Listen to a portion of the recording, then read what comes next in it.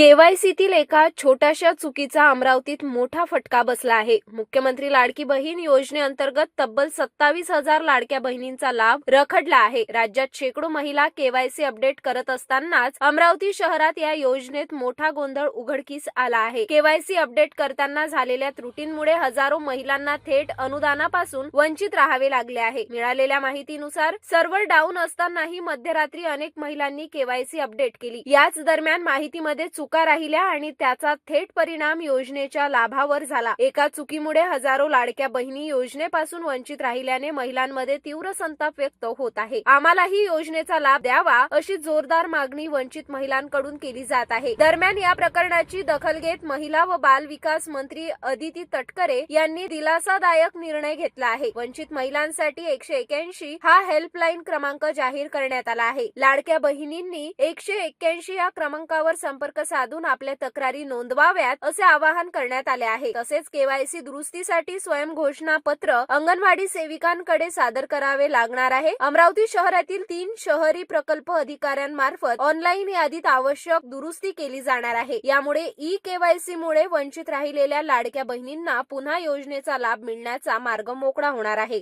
पण माझी एवढी इच्छा आहे की महिलांना सगळ्यांना ई केवायसी न करताही हे सुरू झालं पाहिजे। तुम्ही आधार कार्डवर आमचं चेक करा ऑनलाईन की आमचे नवरे गव्हर्नमेंट सर्वंट आहे नाही आहे।